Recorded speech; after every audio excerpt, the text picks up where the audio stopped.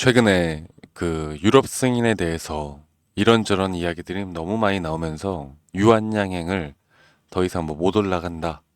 지금은 이젠 고점이다. 이런저런 이야기들이 정말 많은 것 같습니다. 유럽 승인까지는 분명 시간은 좀 남았어요. 시간은 좀 남았고, 여기에 대해서 그런 재료 혹은 그런 재료의 연속성들이 앞으로 유한양행에 대한 주가의 상방을 더욱더 견고하게 만들어줄 것은 맞지만, 지금 이 현재 이렇게 형성이 되어 있는 이 채널링 안에서 제가 뭐라 그랬어요? 앞으로 고점과 저점, 고점과 조정 이런 것들이 반복이 되면서 고점은 계속해서 뚫어줄 수 있을 거다라고 제가 말씀을 여러분들께 드리고 있습니다. 지금 이 흐름을 제가 뭐 여기저기 종토방이나 이런 커뮤니티를 보니까 말도 안 되는 막 루머들, 말도 안 되는 내용들이 나오면서 막 안 좋은 이야기들도 막 난무하는데, 유럽 승인이 여러분들 11월에 나오던 12월에 나오던 지금 우리가 결국 끌고 가려는 목표는 아직까지 꽤 멀었는데 이거를 왜 신경을 쓰세요? 그리고 유럽 승인은 뭐 저는 시간 문제라고 봅니다. 그리고 유럽 승인이 되면 유럽 전역에 다 승인이 되는 것과 마찬가지이기 때문에 어, 여기에 대한 내용들, 그리고 여기에 대한 확정적인 부분들이 나오면 뭐 주가는 올라가겠죠. 그리고 그런 재료나 재료의 연속성에 대한 이런 공백 기간 있잖아요. 이런 공백 기간에는 이렇게 주가를 흔들고 갈 수밖에 없어요. 지금까지 신고가를 계속 돌파를 할 때마다 우리가 멀리 보지 않고 최근에 9월부터만 보더라도 어때요? 이렇게 항상 조정 나오잖아요. 지금 조정 나오는 거 왜 흔들려? 흔들릴 필요가 없다고. 자, 오늘 개인들이 또 팔았어요. 그게 뭘까요? 이게 무섭거든. 이 자리가 너무 무서워. 이게 진짜 고점 같고 막 떨어지면 너무 무섭거든. 그래서 제가 주식은 뭐라 그랬어요? 이 심리 싸움이다. 심리 싸움이다라고 제가 항상 강조를 드리는 겁니다. 자, 다시 한번 볼게요. 오늘 보면은 외인과 기관이 이렇게 매수가 나왔습니다. 그리고 연기금에서도 현재 이렇게 매수가 나오는 모습 나왔죠.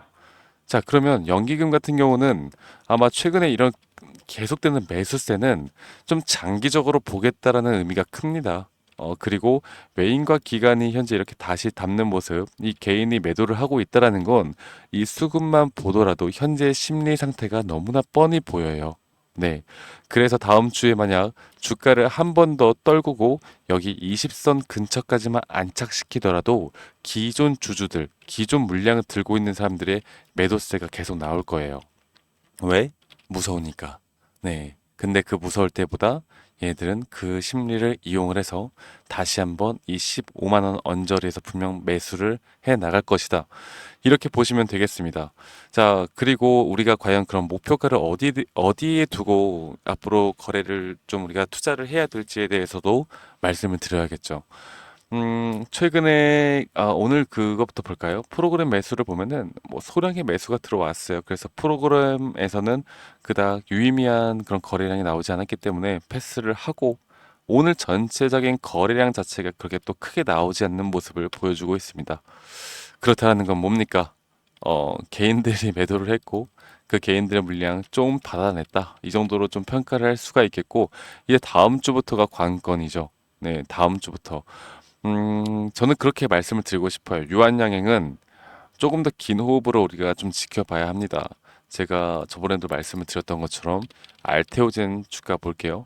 알테오젠이 정말 오랫동안 이렇게 채널링을 형성해 나가면서 이 고점을 계속 높이면서 이 저점도 높이면서 계속 주가가 눌릴 때마다 이런 매수 대기자들의 물량들이 계속 매수세를 받치고 있습니다.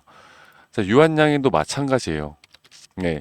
그래서 이거 주식 좀 하실 줄 아는 사람들은 유한양행으로 단타로 돈 꽤 많이 벌고 있어요. 네.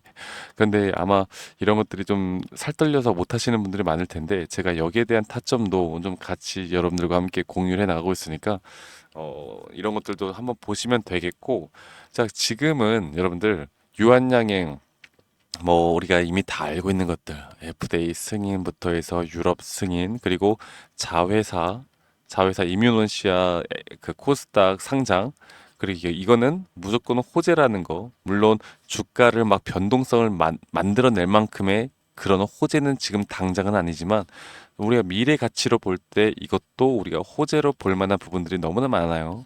다 간단하게만 말씀을 드리면 어, 이 이뮤노시아라는 기업이 적자 기업인데 이 적자폭을 누가 메꿨어요? 유한양행이 계속 메꿔줬어요. 그런데 코스닥 상장 나오면 이제 재무적으로 이 별개가 됩니다. 별개로 봐야 하기 때문에 유한양행의 영업이익은 더 늘어날 수밖에 없습니다.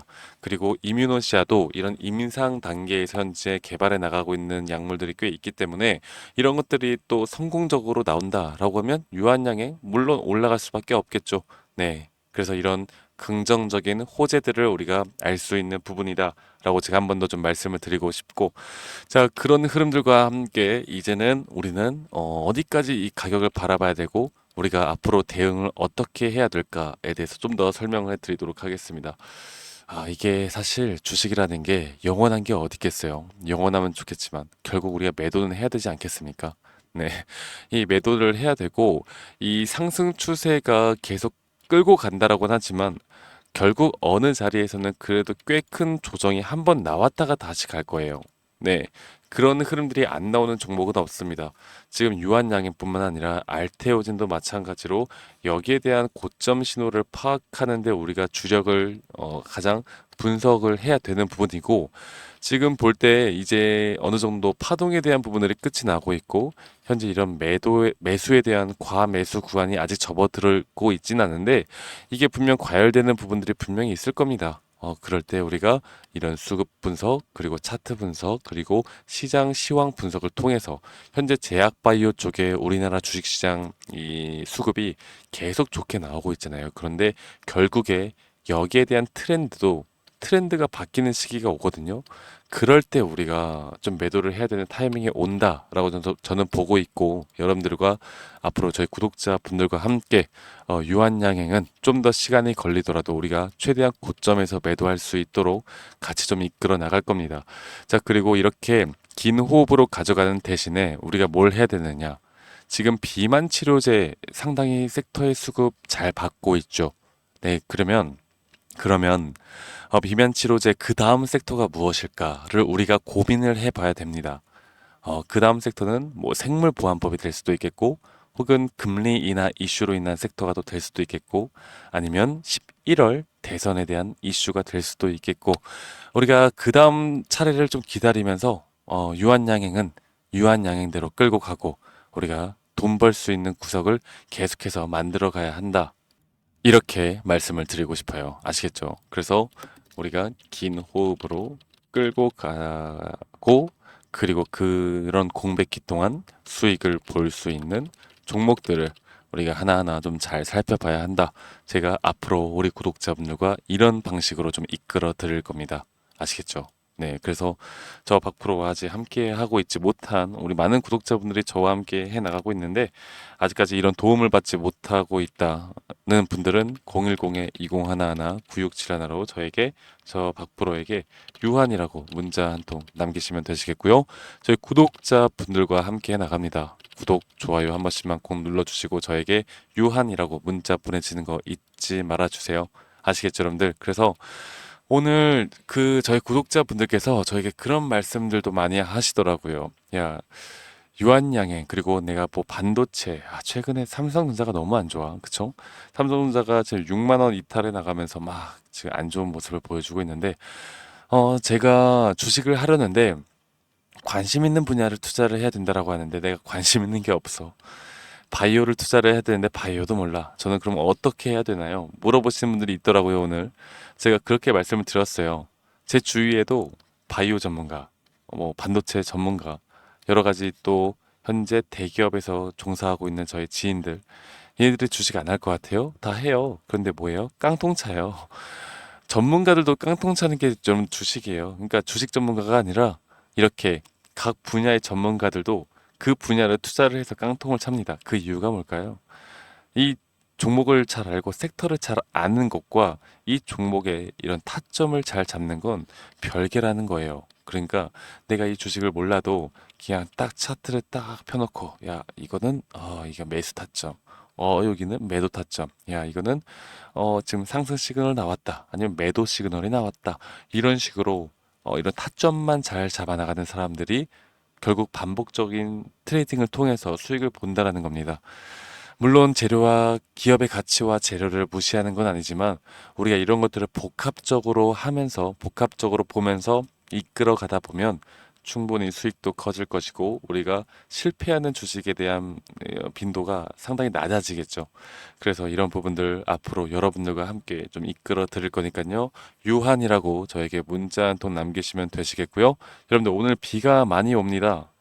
이제 추워진다라고 하는데 항상 감기 조심하시고요. 그리고 여러분들 건강 항상 조심하시고 안전도 항상 유의하시길 바라겠고 저는 다음에 더 좋은 영상으로 또 인사드리도록 하겠습니다.